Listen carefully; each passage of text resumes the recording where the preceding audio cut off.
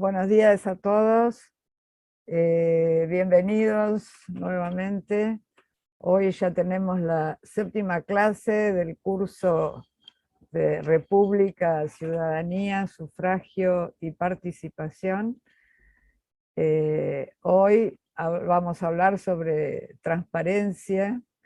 Tenemos el honor nuevamente de recibir al doctor Daniel Sapsay, que bueno, nos hace, nos da la posibilidad de escucharlo nuevamente, y ya lo hemos tenido en una clase anterior, así que doblemente felices por su presencia entre nosotros. Yo silencié a todos, les pido a los coanfitriones que activen su audio, y también el doctor Sapsay podrá activar su audio. No lo veo, pero bueno, debe andar por ahí. Acá estoy, Susana, acá estoy. ¿Qué tal, doctor? Bienvenido, buenos días. Un placer, ¿cómo están ustedes? Bueno, esperemos que esté muy bien. Y Sí, bueno, nuevamente agradecerle la presencia porque realmente es un placer recibirlo.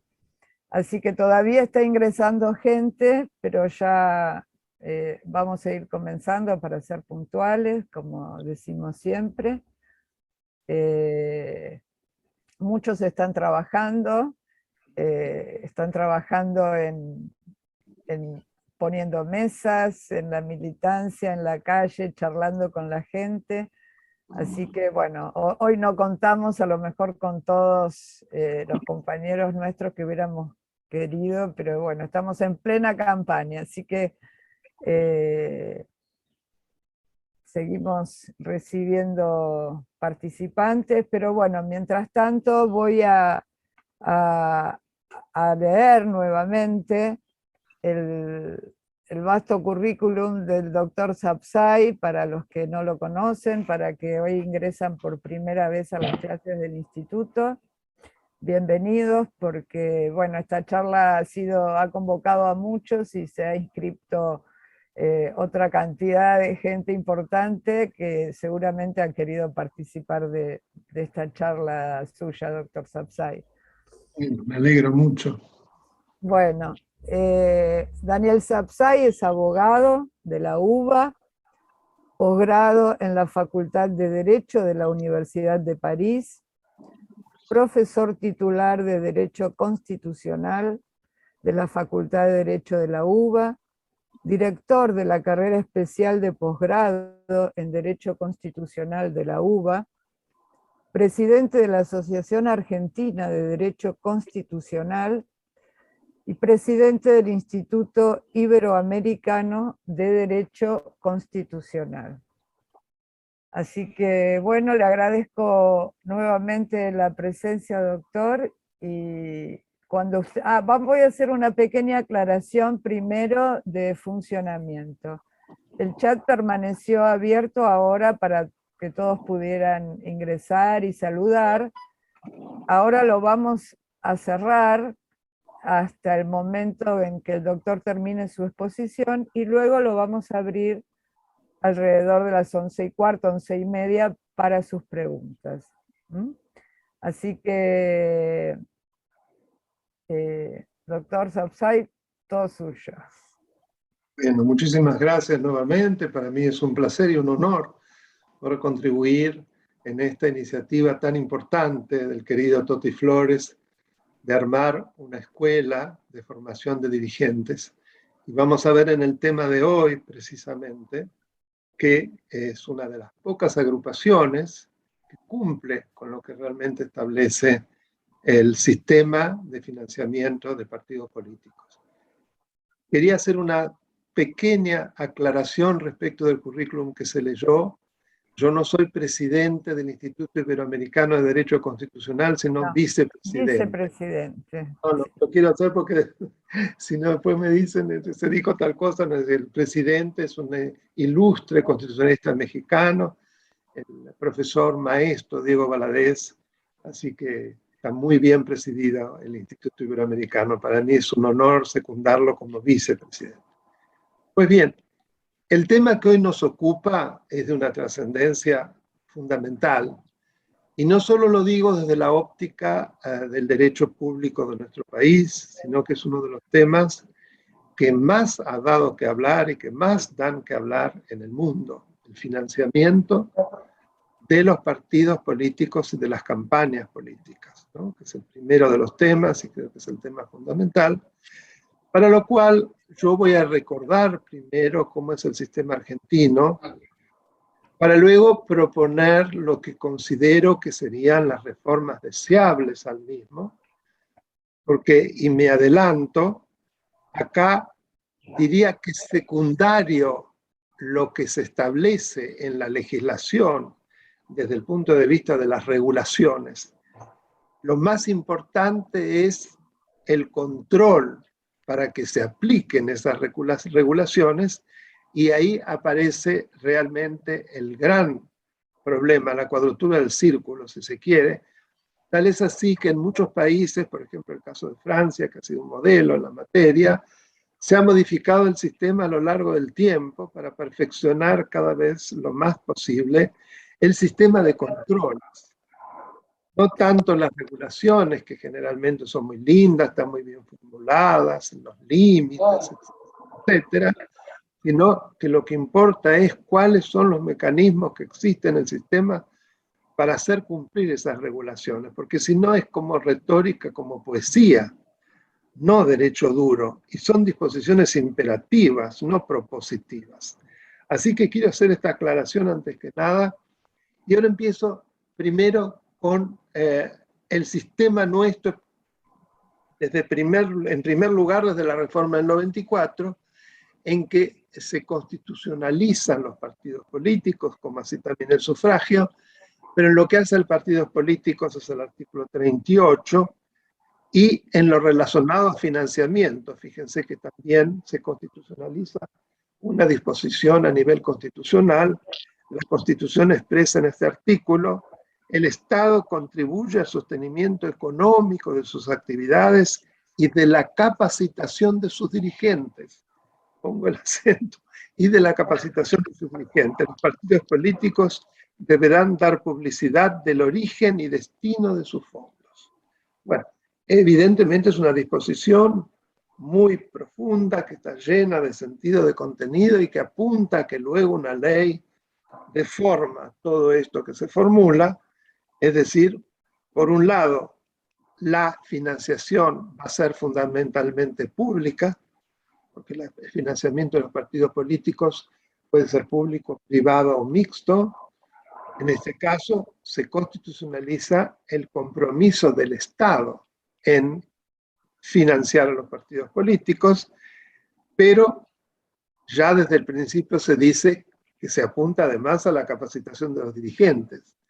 Es decir, ese financiamiento no es exclusivamente para pagar campañas, gastos, etcétera, sino también de la capacitación de los dirigentes. Es decir, es volver a aquello que cuando se constitucionalizan los partidos, primero se legalizan. En un principio los partidos políticos se consideraron como un demonio, ¿no? Era como la parte en contraposición al todo, que era el bien común, pero poco a poco el derecho los fue asimilando. El primer gran pensador fue Tocqueville, que dijo que los partidos eran un mal, pero un mal necesario, y a partir de allí, a lo largo del siglo XIX, se fueron desarrollando hasta que finalmente aparecieron las primeras legislaciones.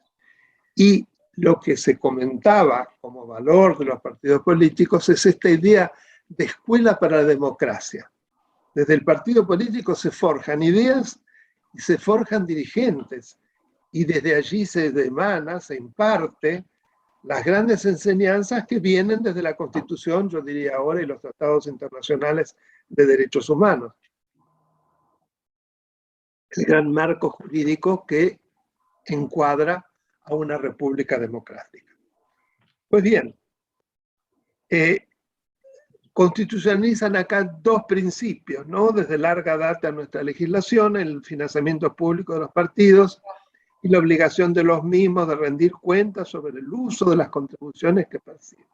Acá ya aparece el control, la obligatoriedad de rendir cuenta. Y acá yo agrego, ¿y quién va a controlar esa rendición de cuentas? ¿No? Voy marcando los problemas. Es sorprendente que en la Constitución ni en la ley se dice mucho sobre el control, ¿no? Eso queda como en gran parte en manos de la Ley General de Partidos. No olvidemos que tradicionalmente los partidos políticos eran partidos de cuadros en gran medida, se financiaban por aquellos que hacían la política, que eran personas de situación económica muy buena. Después, cuando aparecen los partidos de masas, a partir de los sindicatos, son los sindicatos los que van a financiar con todo lo que eso implica a esos partidos políticos. Y bueno, estos son distintas fuentes de cómo era el modelo de financiamiento privado. Como podemos ver, en definitiva, tendía a la conformación de una situación muy elitista. Si la mayoría no le era tan fácil formar un partido si no tenía medios, si fuera de lo que significaba las personas adineradas o los sindicatos más adelante con sus fondos por las cuotas de sus contribuyentes, bueno, el resto estaba como marginado. Por eso tan importante la posibilidad de que aparezca el financiamiento público de paridad, ¿no? Esta es la idea. En la Argentina el financiamiento de partidos políticos está regulado por la Ley de Partidos Políticos, y como la Argentina es un país federal, eso es importante tener en cuenta, cada una de las provincias tiene también, como atributo de su autonomía, competencia exclusiva en la materia electoral y de partidos políticos. Vamos a encontrar en las provincias y en la ciudad autónoma a ley de partidos políticos y ley electoral que regula lo relacionado con la elección de sus autoridades. No olvidemos que nuestra propia Constitución establece como atributo de la autonomía de las provincias que ellas eligen a sus propias autoridades a través de las normas que ellas formulan, es decir, estas.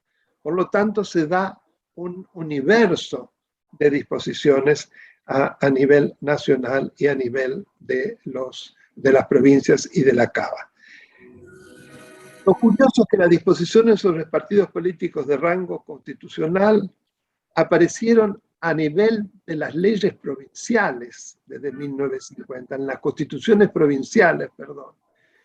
Cosa que ha sido bastante característica del derecho argentino, la anticipación del constitucionalismo provincial con la creación de determinadas figuras, de determinadas modalidades, que luego se hace eco la nación e incorpora esas disposiciones a nivel nacional. Por ejemplo, la Policía de los Municipios, por ejemplo, el Consejo de la Magistratura, por ejemplo, el tema precisamente de incorporar sufragio en partidos políticos y muchas otras modalidades. Si nosotros vamos viendo las distintas etapas del constitucionalismo provincial, vamos a ver que siempre en cada una de ellas aparecieron precisamente estas creaciones diversas que, curiosamente, se incorporan a la Constitución Nacional mucho después, en muchísimos casos. Fíjense en por ejemplo, podemos hablar de que pasa 40 y pico de años después que en las constituciones provinciales vamos a ver normas sobre partidos políticos y financiamiento en la nacional. Pues bien, también tenemos decretos del Poder Ejecutivo Nacional que toman decisiones muy particulares sobre el tema de financiamiento y complican bastante la cuestión, la hacen bastante opaca, ¿no? Como todo lo que viene vía decreto, para mi gusto.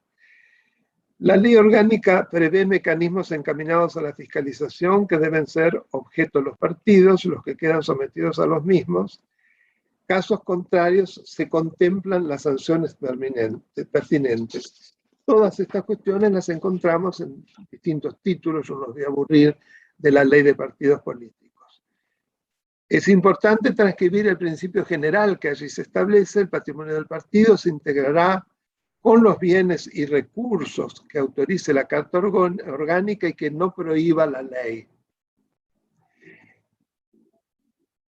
Yo les comentaba antes que el financiamiento de partidos empieza con el financiamiento privado, del modo que les comentaba, es decir, los partidos de cuadros, de las personas adineradas que entonces creaban partidos con sus propios bienes, con su propio dinero, financiaban la política y financiaban esos partidos. Después, cuando aparecen los partidos de masa, son los sindicatos los que van a proveer a ello, pero evidentemente en los dos casos, gran parte de la población no lo podía hacer.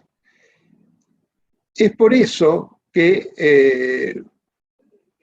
el derecho electoral va a ir poco a poco estableciendo límites al financiamiento privado y el financiamiento público, de modo de también en este caso hacer una realidad el principio de que un individuo igual un voto, porque también se puede traducir esta cuestión.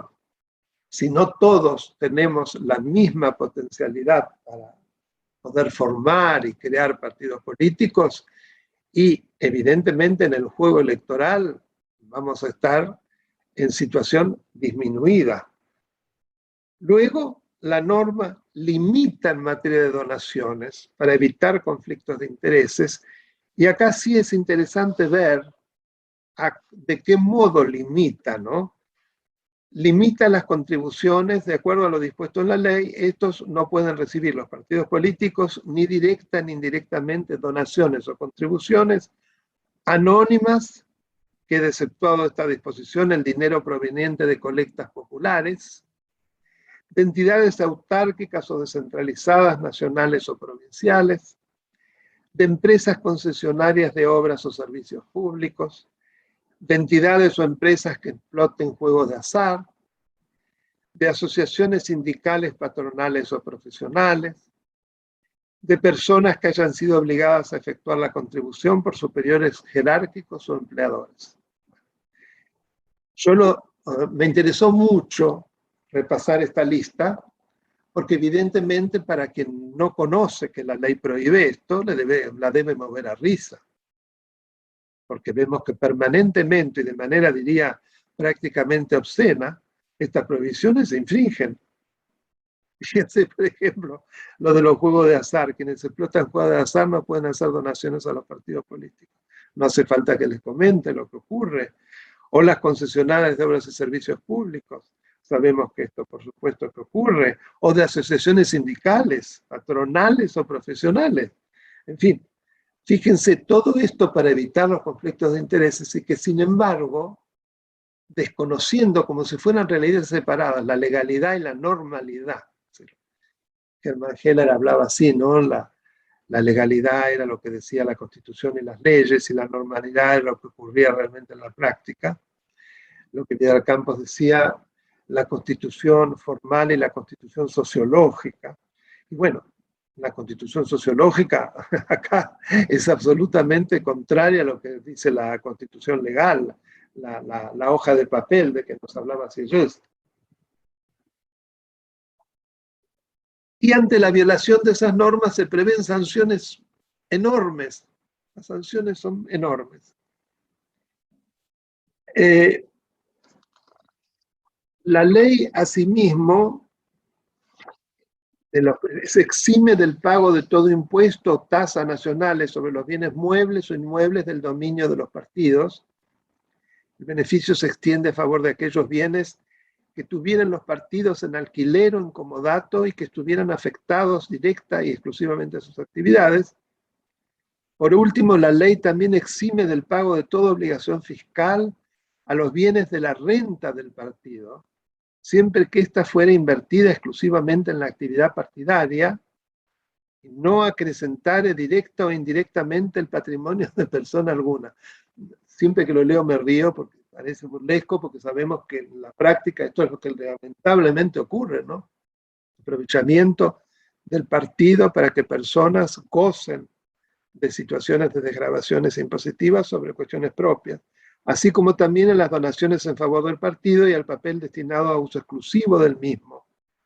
Las donaciones al partido deben ser a uso exclusivo del partido. Fíjense ustedes, lo que nosotros vemos como algo prácticamente normal, los famosos, eh, los que se ocupan precisamente del desarrollo de fondos, los desarrolladores de fondos para las campañas, hay personajes como Capaccioli y algún otro. Estos no se tendrían que beneficiar absolutamente en nada con los bienes que precisamente consiguen para el partido, para la campaña, que lleguen al mismo. Y sin embargo, sabemos cómo es esto, ¿no? Porque además estos personajes uno después ve de manera casi obscena que se transforman de la noche a la mañana en verdaderos multimillonarios, ¿no?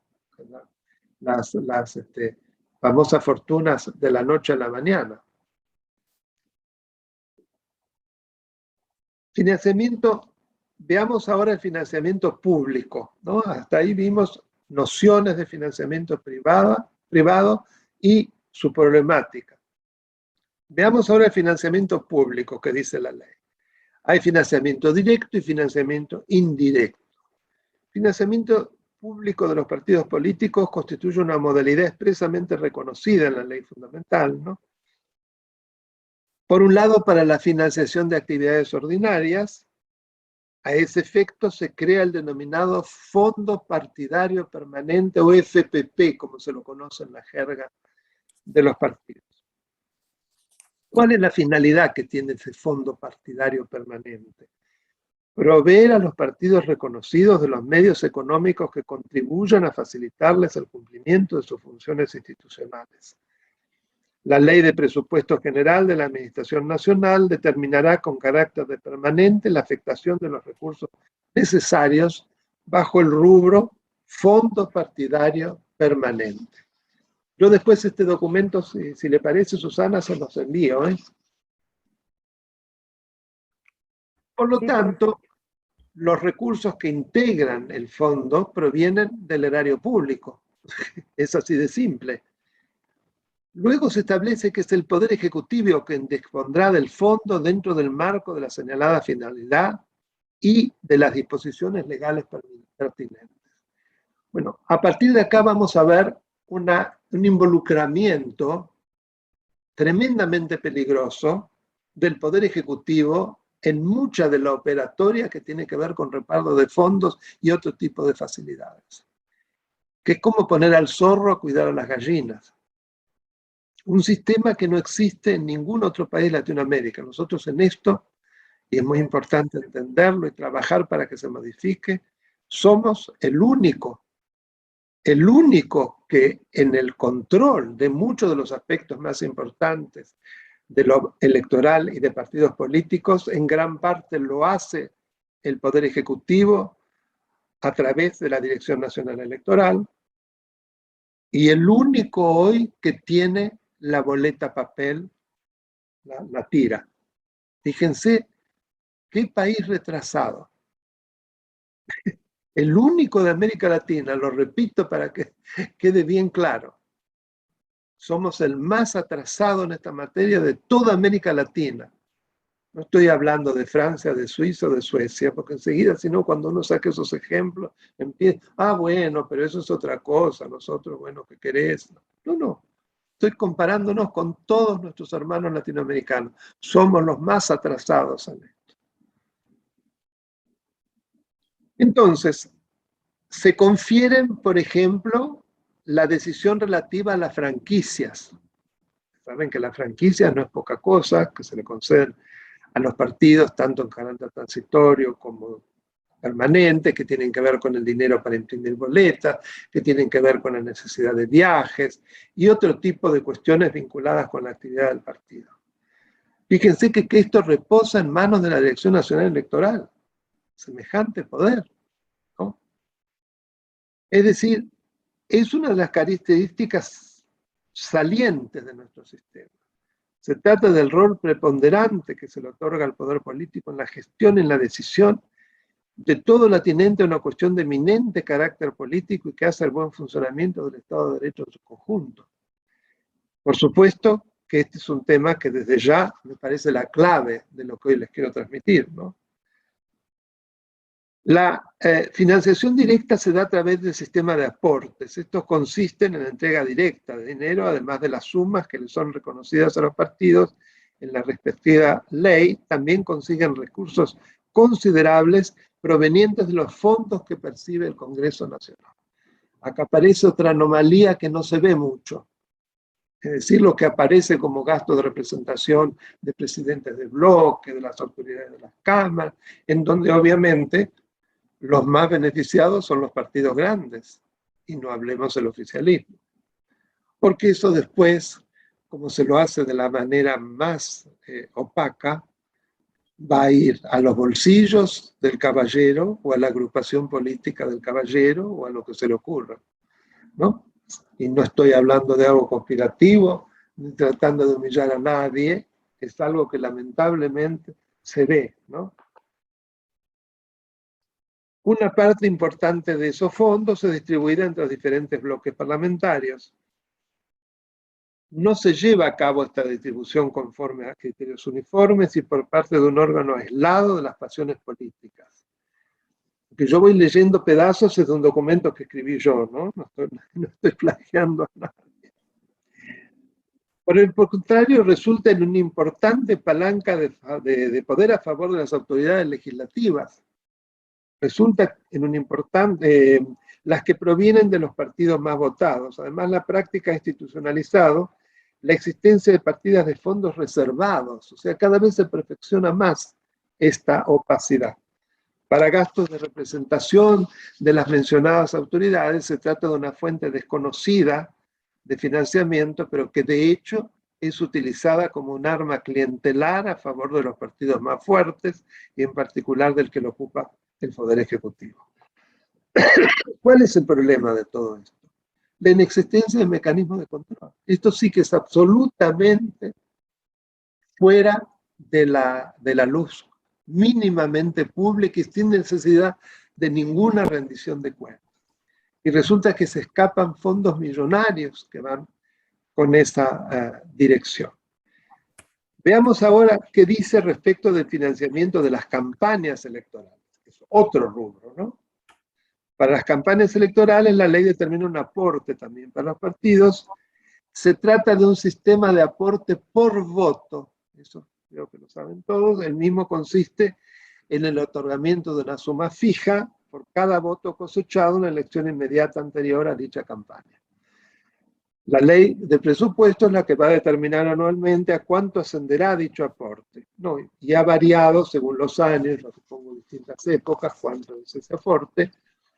Pero eso también genera muchos problemas, porque si es en relación a lo que sacó en la última elección, muchas veces en esa elección ya el partido político era una cáscara, que daba alojamiento porque no había llegado a tiempo para la formación de la coalición, y resulta que se apodera de todos esos fondos. Entonces, ustedes conocen mejor que yo todas las anomalías que se dan también a través de este otro sistema. Y después tenemos la llamada financiación indirecta, pública indirecta, que de alguna manera también estas anomalías que yo les marcaba antes del Congreso y demás, sería indirecta. Lo que pasa es que es indirecta clandestina, pero esta otra no. Esta es indirecta determinada en la ley.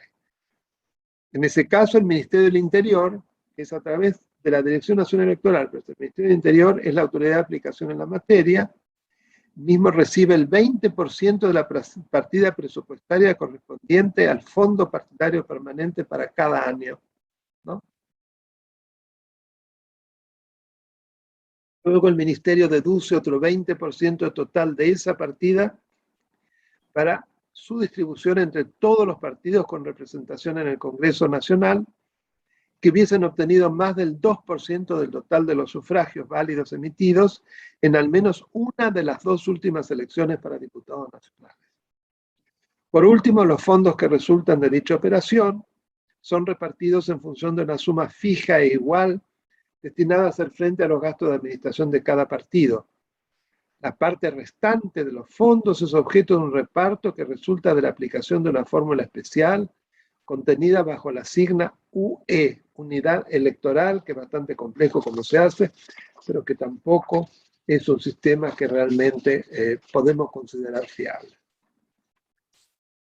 Llegados a este punto, no me quiero extender excesivamente en las regulaciones, sino que voy a ir a lo que considero que sería el sistema deseable de control, y a esos efectos yo tomo como modelo el Consejo Supremo de Elecciones de Costa Rica.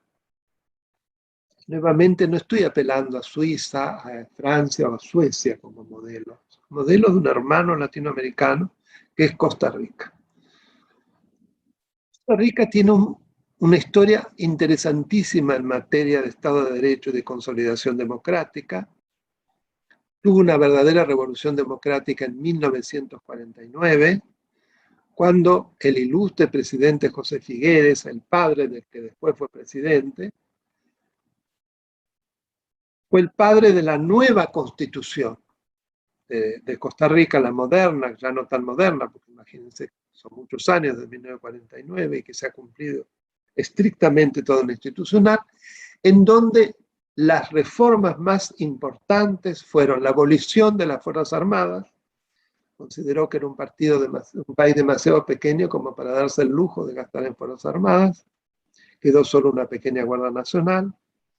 Y la asignación de esos fondos, conforme a porcentajes fijos que están en la misma Constitución, para la justicia y para la educación.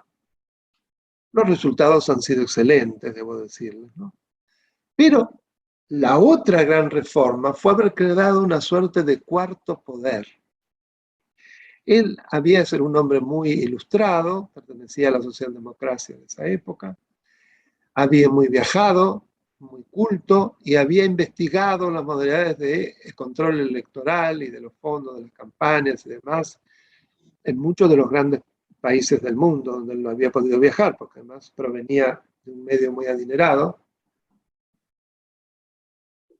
Y lo que se constitucionaliza es el denominado Consejo Supremo de Elecciones. ¿En qué consiste este Consejo Supremo de Elecciones? Es una suerte de cuarto poder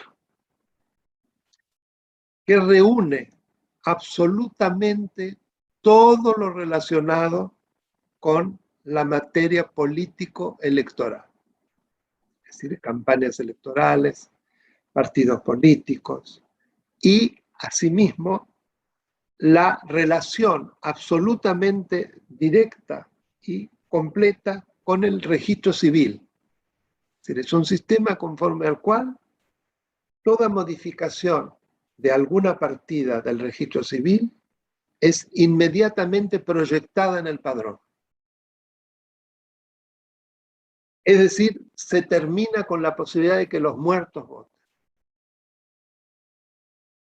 Asimismo, ese Consejo Supremo de Elecciones es el que organiza los actos electorales, es el que conduce el comicio, es el que se transforma desde 2 días antes del comicio hasta 2 días después, prácticamente en el poder del país, porque es el que inclusive tiene a su disposición a las fuerzas de seguridad y demás para actuar en consecuencia ante cualquier disturbio, tipo de dificultades que puedan producirse. La conformación de ese Consejo Supremo de Elecciones se da a través de una situación mixta que proviene tanto de la legislatura, tiene un Congreso unicameral, Costa Rica, la legislatura, como la llaman, como también del mismo Poder Judicial que por distintas cantidades son los que proveen a la elección de los miembros del Consejo Supremo de Elecciones, que es apartidario. Una condición de estos jueces supremos es precisamente la no pertenencia a partido político alguno, ¿no? Porque se necesita realmente de un organismo independiente y que sea el gran elemento de resolución de conflictos ante la aparición de algún tipo de situación dificultosa. Yo tuve la suerte, ya hace bastantes años, muchos, porque en su momento iba mucho a Costa Rica, porque Costa Rica es la sede del Instituto Interamericano de Derechos Humanos, y dentro de ese organismo había otro organismo, todavía existe, CAPEL, Centro de Asesoría y Promoción Electoral, que daba cursos de elecciones todos los años y tuve el honor, más de una oportunidad, de haber dictado cursos sobre cuestiones electorales. Es en ese marco, conocí a los miembros del Consejo Supremo, pero que además, quienes fuimos el plantel, más de una vez pudimos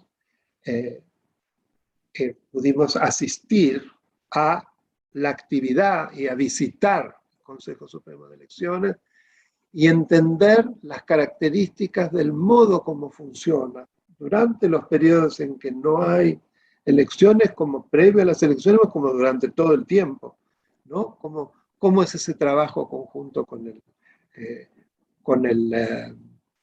¿cómo se llama? Con el registro civil, esa conjunta y doble conformación automática de los asientos en una y otro registro, el civil y el padrón, así que no puede haber ningún tipo de fuga o de falla. ¿Cómo es el modo como ellos precisamente escrutan las cuentas de los partidos políticos con un inmenso celo, con un inmenso detalle?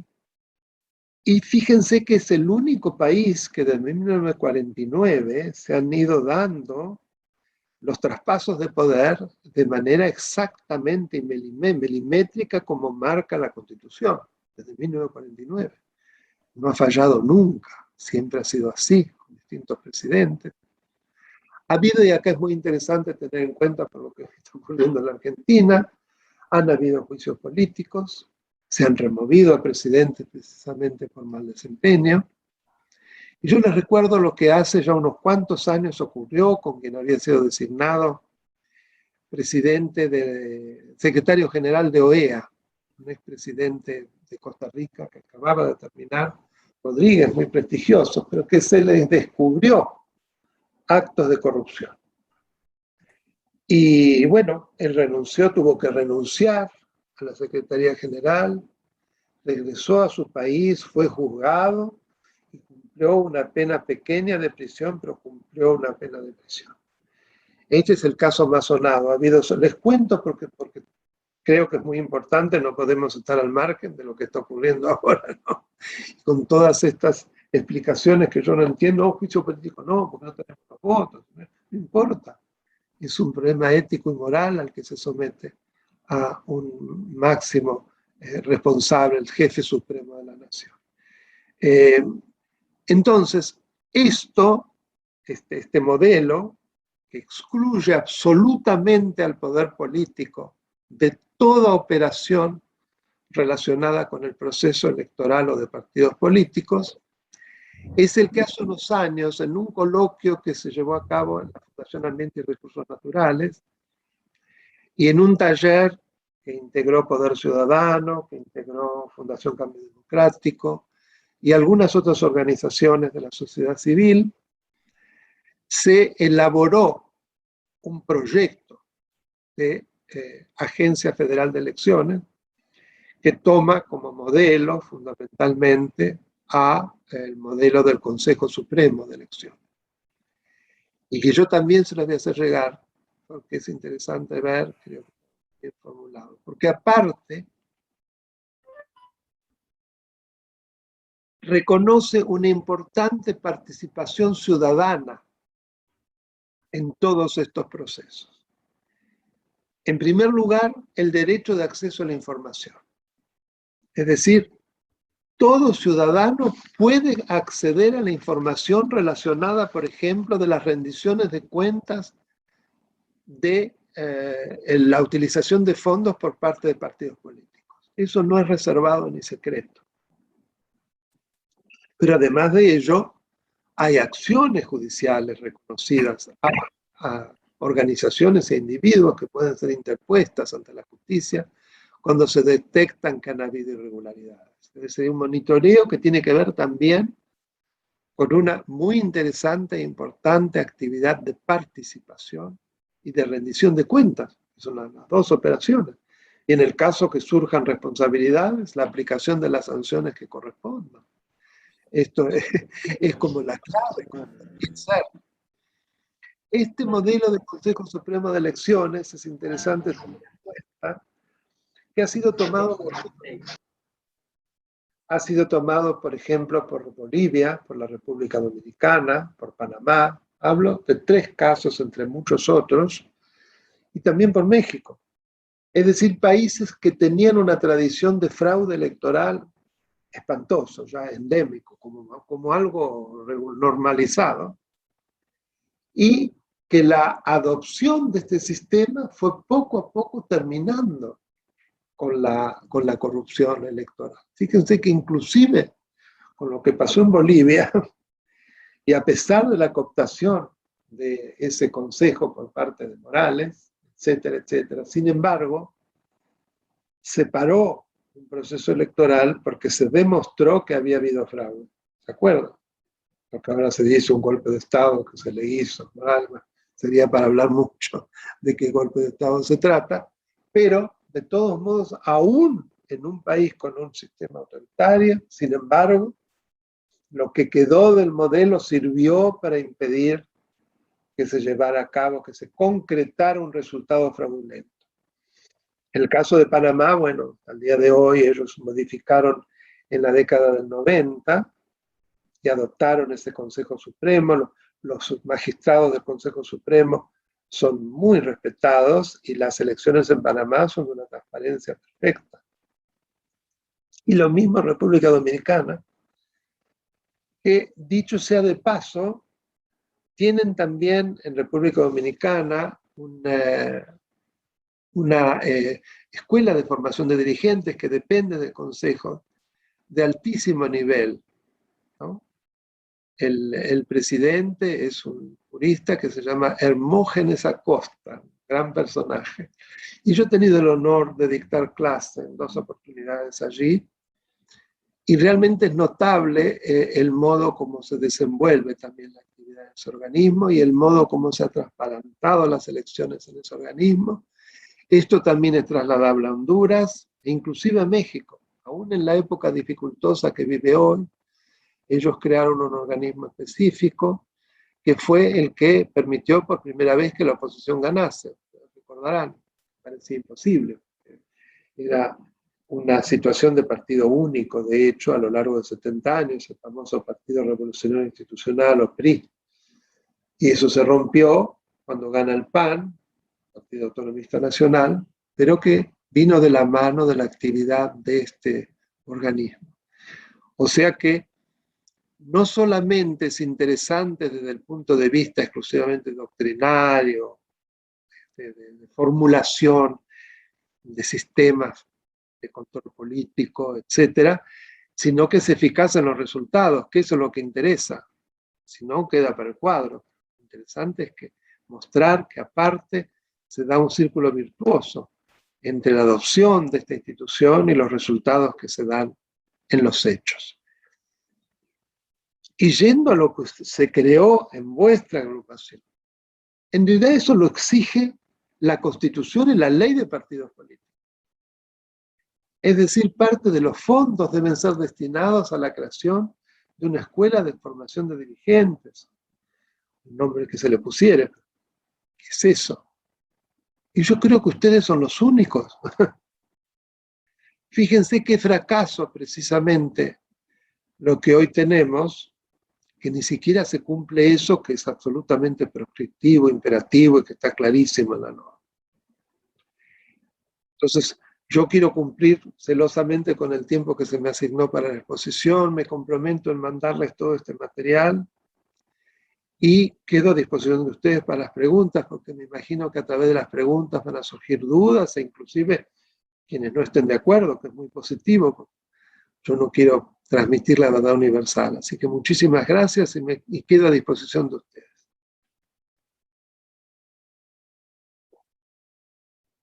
Muchísimas gracias, doctor Sapsay. El chat ya está abierto para las preguntas, así que pueden ir enviándolas por ahí, por escrito, y nosotros las transmitimos.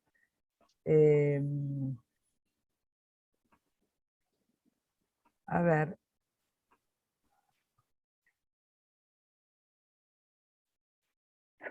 Roxana, no sé si podés Sí, guiar esto. sí, pero no hay ninguna pregunta. Solamente pero no hay nada escrito. Bueno, a ver, Ethel, podés activar tu micrófono y preguntar. Buen día, doctor. Quisiera hacer Buen día. dos consultas simples ante la envergadura de su persona que está presente en el Zoom. La primera es, ¿por qué la misma justicia transgrede la ley madre que es nuestra Constitución Nacional? ¿Correcto?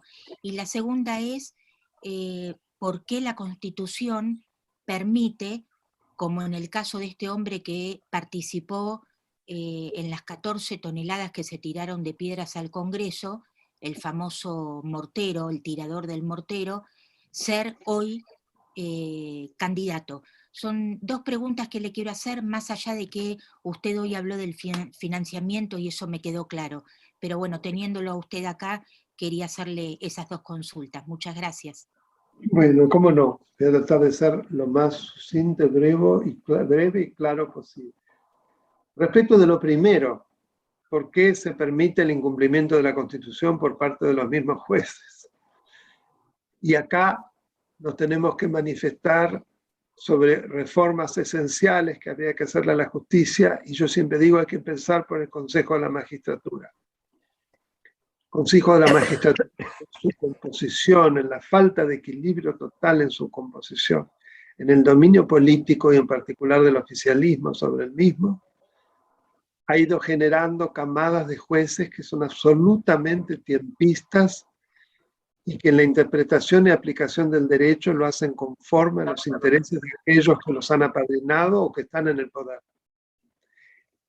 Hay algunos que de forma directa, que inclusive integran una agrupación que es Justicia Legítima, que en su mismo estatuto dice que son jueces militantes y que deben aplicar y cumplir el programa del kirchnerismo, ¿no? O sea, es negro sobre blanco, no hay que hacer mucha interpretación. Otros porque son asustadizos, tienen miedo. Otros porque son seriamente amenazados. En fin, hay distintas variantes, pero nos ha llevado a esto. Lo digo muy simplemente. Habría otras cosas, por supuesto, que también funcionan mal, pero yo creo que eso es lo primero y lo más grave. Lo segundo, la candidatura de este personaje, si se puede decir así, no sé si ha sido ya aprobada, lo desconozco. No debería serlo.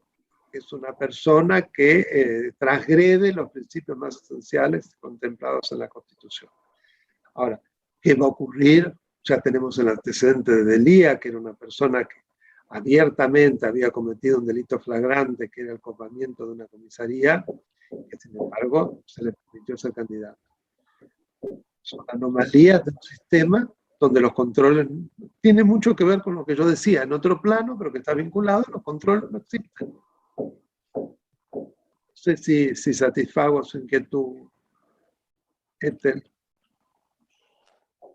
Sí, muchas gracias, doctor. Sí, son temas largos para hablar y no es el momento tampoco, pero bueno, es como que uno como ciudadano común se siente que se transgrede permanentemente y es como que nadie puede pararlo esto, ¿no? Entonces decimos, tenemos una constitución y de repente se transgrede, es como que nos queda, ¿no? La pregunta.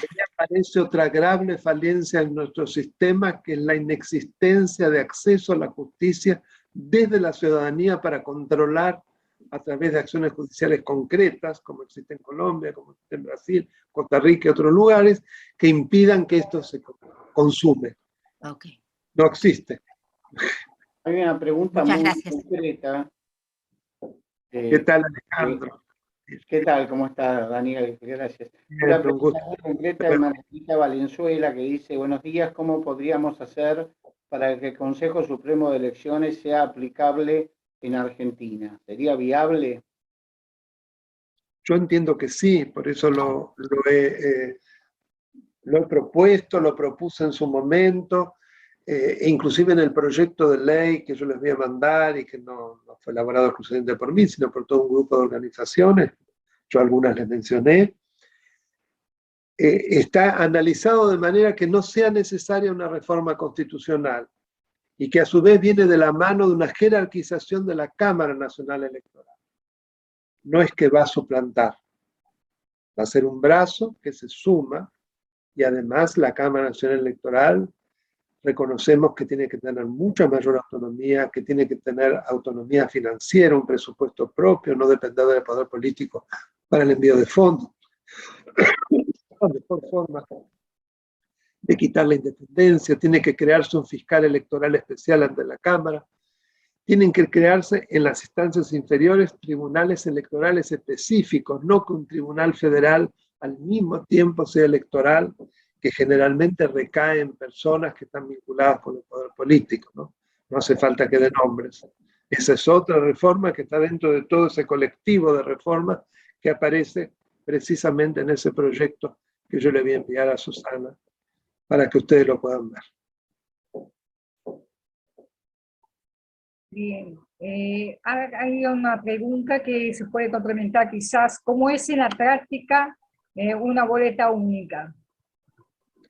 Bueno, es una pregunta muy importante y que está, creo que estaba entre los temas, así que me alegro que me lo pregunten.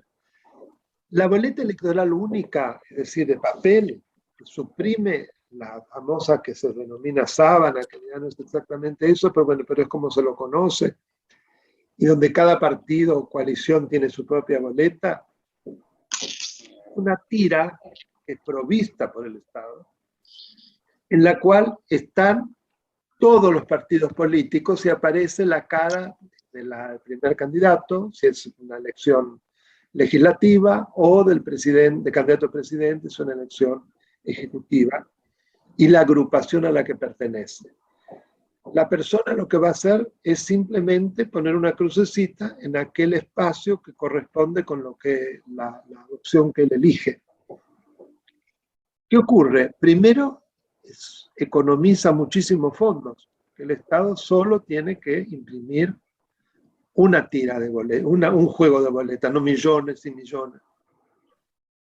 En segundo lugar, se terminan muchos de las artimañas, tretas y artilugios de fraudes que lleva ese sistema nefasto que tenemos nosotros.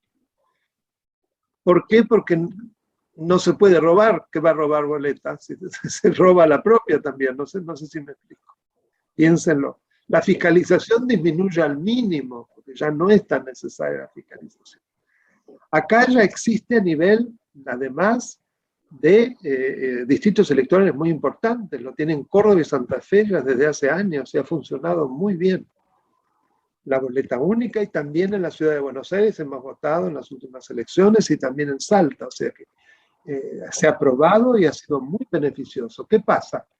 Para los punteros, particularmente del justicialismo, se le termina mucho de la razón de ser de ellos. Esta es la verdad. No busquemos la ficha limpia y la boleta única, no por casualidad la resisten, porque desaparecen. Entonces, luchar porque estas modalidades se consagren en la legislación sería un crecimiento institucional inmenso para la Argentina. Hoy solamente lo vemos en Mendoza, ¿no? Y se está trabajando en la ciudad autónoma también. Pero en Mendoza fue una gran evolución de la mano de la diputada Sanz, que fue la que lo motorizó, y de todo un grupo de organizaciones también, de la sociedad civil y de personas que acompañaron, Gastón Marra, Irma Arguello, Fanny Mander, fue todo un grupo que les dio muchísima fuerza. Y es clave, son de las reformas institucionales más importantes todo esto. Bueno, a ver, a Luis le quiero hacer una pregunta, no sé si darle la palabra. después... Buen día, doctor. ¿Cómo le va? Bien, gracias. La consulta precisamente sobre la boleta única. Más allá de todo el tema que usted explicó, ¿considera también que ayudaría mucho para evitar que algunos candidatos poco conocidos dejen de ser apalancados por los de arriba para formar verdaderas personas que tengan deseos de involucrarse en la política con posibilidades de modificar los lugares donde residen, porque nos encontramos muchas veces con que en algunos distritos los referentes que figuran en las boletas sábana son poco conocidos y solo se apalancan por aquellos que los señalan. ¿No sería un salto superior hacia la democratización de la política? Mire, eso no me animaría tanto porque en realidad si es una elección legislativa en la boleta única solo aparece la cara del primero, ¿no? Lo que pasa es que por eso tiene que ir junto con ficha limpia. Cuando usted une ficha limpia y boleta única, cierra, porque una persona que tiene ya una situación de condena en al menos 2 instancias no puede ser candidato. No sé si me explico. Es decir, los casos más atroces de personas impresentables quedan afuera. Por eso es como un combo. Si usted además exige que haya una escuela de dirigentes, es decir, si da participación para que la gente se involucre y pueda impugnar situaciones de ese tipo, por eso le digo, es todo un combo. Ahora, la boleta única solo a lo que usted se refiere, que es muy importante, para eso no sirve. Gracias. Bueno. Hay personas, discúlpame un minuto, Rosana, porque hay personas con la mano levantada hace mucho. Hay alguien que estaba con la mano levantada, Galaxy J7, que no sé tu nombre, y ahora la bajó. No sé si querés preguntar. Sí, no sé si me escuchan. Sí, perfecto. Bueno, buen día a todos. Estela Maris, y nunca puedo cambiar el nombre, siempre está J7. Lo que yo quería preguntar... Hijo, nieto, y enseguida se lo arreglo. Seguramente. Doctor Sabzai, buenos días. Primero, expresarle la gran admiración que siento por usted. Y segundo, le quería preguntar a la ciudadanía cómo podría ayudar para impulsar el modelo que usted acaba de expresar, que en otros países ha sido tan exitoso para evitar la corrupción, para evitar el fraude en las elecciones, ya que en este país siempre es muy notorio en cada elección las sospechas de fraude. Bueno, en primer lugar, mire, hay campañas de difusión, eso yo confío mucho más para eso en lo que los militantes de partidos pueden idear como modalidades para difundir lo máximo posible, que se ponga, digamos, en puntos fundamentales de la campaña electoral, que se hagan exposiciones públicas, que se manden cartas de electores, en fin. Hay una cantidad de procedimientos que no tengo duda que servirían a la toma de conciencia de esto. Gracias. No, de nada. Acá hay una pregunta, Susana. ¿Verdad? Sí, sí. Lamentablemente, la enorme mayoría de los organismos creados para control o para lograr mejoras en los distintos ámbitos del Estado terminan siendo otro espacio para que la corporación política siga incrementando gastos y generando superestructuras burocráticas. Bueno, es una afirmación, no es una pregunta. Sí, es cierto. Lo que pasa es que acá yo les expliqué rápidamente cómo sería el origen de quienes van a ser electos, los controles ciudadanos en la elección, el carácter de distintos orígenes donde van a provenir, el apartidismo, es decir, una cantidad de cosas que lamentablemente no se cumplen cuando se forman organismos en la Argentina, todo lo contrario. Doctor, si me permite un segundo, la Cámara Nacional Electoral es hoy lo que más se aproxima a lo que usted está diciendo. En la práctica, digamos, bueno, es cierto, con la composición de sus miembros, porque eso podría ser distinto, pero hoy, si hay un problema, realmente la Cámara Nacional Electoral, no hay que creer que estamos totalmente sin nada, porque la Cámara Nacional... Si yo la elogié. Sí, Lo que ya pasa sé. es que tiene muy poco poder y tiene que convivir con un poder ejecutivo, con un poder inmenso, respecto del cual ni se puede meter. Y además no tiene autarquía financiera, y además no tiene un fiscal propio, y además en las tasas inferiores son todos jueces políticos. Tiene que lidiar con una Servini, con el otro, en la provincia de Buenos Aires. Ramos Padilla. Ramos Padilla, convento, un ladrón. Quizás un órgano extra poder. Entonces, lamentablemente queda muy aislada y con muy pocas posibilidades. Pero estoy de acuerdo con usted, es uno de los que yo las vengo elogiando de hace años, pero lo hago para apoyarla. Lamentablemente es muy huérfana de facultades. Doctor Sabzai, antes de darle la palabra a otros que también hace rato que están levantando la mano, no quiero dejar de pasar la oportunidad nuevamente de agradecerle de parte de los que integramos el instituto. Ya es la segunda vez que participa en este curso de lanzamiento y seguramente más adelante podremos contar nuevamente con su presencia. Néstor González hace ya un tiempo que está con la mano levantada. Si querés desmutearte, Néstor. Hola, buen día, ¿me escuchan? Sí, se escucha muy bien. Muy buena voz. Buen día a todos. Y es un gusto poder hablar con el doctor Daniel Sabzai. El tema de esta charla, de esta escuela, uno de los temas es la participación ciudadana.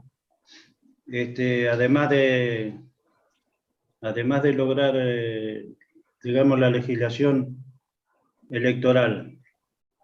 Entonces yo le quería preguntar, doctor, ¿qué le parece a usted si se eximiera de ganancias a las empresas que las participen con su personal? Porque eso haría que todos los empleados, que son el 90% de la población, se sintieran protagonistas de la República y pudieran poner toda su esfuerzo, su creatividad a favor de la República. Eso nomás, doctor. Muchas gracias. A ver, usted habla de los empleados en general, son el 90% de la población, no sé si es así, que los empleados públicos son el 90% de la población. Parece que no es un dato. No, los empleados públicos no le hablo de los empleados de la actividad privada. De la actividad privada. ¿Usted dice qué rol les asignaría? Perdón, porque no me quedó claro, discúlpeme. No, yo eximiría de ganancias a las empresas, que son las empleadoras, cuando éstas les participen esas ganancias a su personal. Pero es un tema totalmente aparte, Bueno. Digo, para meternos en este tema es un tema enorme. Sería interesante para una clase, que no se la participación de los operarios en la ganancia de las empresas, que está en el artículo 14 bis y que no se cumple. Lo entiendo. Digo para no salir de foco, porque me daría para hablar mucho, no se puede tratar así. No, por eso le decía, está fuera de la reglamentación electoral, solamente aumentaría la participación de la gente en la República. Pero es otra cosa. A ver, es muy interesante para una clase el tema. Lo tomamos como tema para a lo mejor organizar una clase al respecto. Y que participe también un laboralista, porque claro. El tema tiene que ver con el derecho laboral, se mezclan muchas cosas, pero es un tema apasionante. Ana Cabo, Ana Jaime, estás levantando la mano también hace rato. Hola, ¿qué tal? ¿Qué tal? Buenos días. Buenos días. Bueno, un poco prestando mucha atención a todo esto del modelo del Consejo Supremo de Elección, o con distintos nombres, y considerando el proyecto presentado por distintas instituciones, me vino a la mente una pregunta que tiene que ver un poco con algo que ya se habló hace un ratito, ¿cómo se compatibilizaría en tal caso la función de la Cámara Nacional Electoral o Justicia Nacional Electoral y lo dispuesto por la Ley de Partidos Políticos, que contempla, como usted dice, el caso de buscar un organismo que sea totalmente apartidario para el caso, para el tema de las elecciones? Y la otra, son dos preguntas, siempre volviendo, porque es como que nosotros siempre retomamos el tema de la boleta única, que es un tema que es muy preocupante. El tema de la boleta única, la ficha limpia y todo lo demás. Si nosotros en estas elecciones aumentáramos el número de legisladores, ¿hay alguna posibilidad de que podamos implementar el tema de la boleta única, que tenga tratamiento en el Congreso, el tema de la boleta única para el 2023? A ver, respecto de lo primero, yo les voy a mandar el proyecto, porque el proyecto tiene una fundamentación y está acompañado precisamente en la fundamentación del modo de compatibilización con la Cámara Nacional Electoral y con la creación de juzgados electorales específicos y de Fiscalía Electoral Federal específica. Está todo allí, lo van a poder ver. Yo algo les adelanté, pero allí está en detalle. Así que no es que no se haya pensado, está pensado y para que no necesite una reforma constitucional. Respecto de lo último que usted me preguntó, a ver, no lo recuerdo porque fueron varias preguntas. No, la segunda es respecto a si la implementación de la boleta única, de acuerdo a cómo nos vayan estas elecciones, ¿tenemos alguna chance para el 2023 de implementarlas? No digo ahora, porque no lo podemos hacer. Hay perfecto tiempo, total, todo el tiempo, para ficha limpia y para eso. No le quepa la menor duda, por eso ahí sería muy importante que se mantenga la oposición teniendo una segunda minoría, pero que no sea primera, como ahora en diputados, y que en el Senado pierdan unos cuantos senadores, como pareciera que podría ocurrir, porque aunque no se tenga mayoría, de todas maneras van a estar muy disminuidos. Eso va a facilitar, pero claro que hay tiempo, por supuesto, no es tan complejo.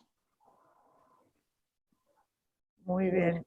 Acá, sí, hay una pregunta que está muy relacionada con muchos, que si sería viable aplicarlo acá en la Argentina, lo que usted explicó con el tema del Consejo Supremo de Elecciones de Costa Rica. ¿Es viable para aplicarlo acá en la Argentina? Pero por supuesto, sí, pero con las modalidades que parece que no me escuchó. Con las modalidades que surgen del proyecto que se elaboró, que ya tiene varios años, habría que actualizarlo, pero igual da la pauta, adaptándolo a las características de nuestro sistema, a la existencia de una Cámara Nacional Electoral. Claro que es aplicable, si no, no lo estaría proponiendo. De hecho, bueno, aparte, no, en cuanto a la participación ciudadana, los ciudadanos como tales, juntando firmas, que ahora no recuerdo cuánto, tenemos la atribución de hasta presentar proyectos de ley. Pero la legislación es sumamente restrictiva, tanto en los temas como en la cantidad de obligaciones que exige para cumplir con la iniciativa popular. Por eso casi no hay casos. Sí, ya que yo eso sé es una cosa que debería reformarse. Sé que en cuestión tributaria ya sé que no se puede y no sé qué otras restricciones. Para eso habría que reformar la Constitución. Pero yo me refiero que por lo menos las exigencias en número de firmas, en cantidad de provincias, etcétera, sean mucho más flexibles. Eso claro. Por ley. Acá Cecilia Napoli hace una propuesta a todos y dice, ¿qué les parece cuando termine este ciclo de charlas conformar un grupo por WhatsApp u otro medio de contacto para empujar conjuntamente desde el espacio cívico iniciativas elementales como las que acabamos de nombrar, como ficha limpia, boleta única, entre otras cosas? ahí me atrevo a decir, bueno, eso es interesante. Ficha limpia, todos la exigimos, hay una digamos, en la plataforma change.org hay una iniciativa para juntar firmas, pero nosotros somos 45 millones de habitantes y tiene 350.000 firmas. Creo que comprometiéndose más también con esas iniciativas ciudadanas, ayudaría mucho, porque no es lo mismo eso que tener 2 millones de firmas, y es un proyecto que tranquilamente debería alcanzar. Y perdón por la interrupción. No, por supuesto, es cierto. Todas estas iniciativas me parecen interesantes porque hacen a la participación y a cuestiones concretas. ¿Qué hago yo? ¿Cómo me involucro? ¿No? Y hoy firmaron casi 20 agrupaciones de la sociedad civil en diversos temas relacionados con el acto electoral, a la cual nos podríamos sumar el Instituto SER y qué sé yo. Yo diría que lo más importante es que los ciudadanos no estén solos, me parece, sino que estén en alguna de estas múltiples agrupaciones. Ficha Limpia es una agrupación también, o Poder Ciudadano, la Red Fiscal, o si ustedes quieren participar más activamente del Instituto SER, y desde allí en general las agrupaciones de la sociedad civil tienden medianamente a las mismas cosas, porque son ciudadanos independientes de cerebro, más allá de que militen o no en un partido político, digamos, ¿no? No sé si lo ve viable desde ese punto de vista, más que la gente individual. Sí, me parece muy interesante, ¿no? Desde ya la unión hace la fuerza. Así se han cambiado muchísimas cosas en el mundo. Inclusive en la Argentina lo poco que se logró fue producto de mucho trabajo desde la sociedad. Yo lo que les voy a pedir es que los voy a tener que ir dejando. Bien. Estamos en los tiempos que habíamos, es un sábado, tengo compromisos familiares, y no después me retan. No, está bien, doctor Sapsay. Agradecemos enormemente la generosidad, doctor, como siempre. Le decimos a la gente también, como siempre, que es imposible dar curso a todas las preguntas. Como dice Susana, siempre queda el chat grabado, podemos enviarlas después, las preguntas al doctor, pero no dan en los tiempos y no dan las posibilidades, y estaríamos días hablando con el doctor Sapsay y seguirían surgiendo preguntas y no queremos abusar de su generosidad. Para mí ha sido un placer, los saludo con inmenso cariño, los felicito. También esto es producto de que ustedes logran una convocatoria extraordinaria, y un día sábado es notorio, ¿no? En muy pocas organizaciones. Doctor Sapsay, no tenemos ningún financiamiento, nada, cero. Increíble, fabuloso. Cero, es verdad, ¿eh? Cero. Sí, lo creo, lo creo. Ahí me atrevo a decir, porque usted mencionó antes, cuando hablaban de la difusión y cómo llegar a la gente, lo único que tenemos es las redes sociales. Y que es un poder inmenso, las redes sociales. Exacto. Y solo llegamos a través de eso, y como decía Alejandro, sin ningún tipo de financiamiento, más que, bueno, a lo mejor las horas de trabajo difundiendo, pero eso es placer para nosotros. La verdad que los felicito. Ojalá hubiera muchos ciudadanos como ustedes. Así son los que producen los cambios en la sociedad. Y con este comentario los saludo con enorme cariño. Muchísimas gracias. Bueno, un aplauso. Sí, abran sus micrófonos, así podemos aplaudir al doctor. Muchísimas gracias. Gracias, doctor. Gracias. Saludos desde Corrientes. Nos vemos. Gracias, doctor. Saludos a todos. Gracias. Muy bien. Gracias, doctor. Gracias a todos.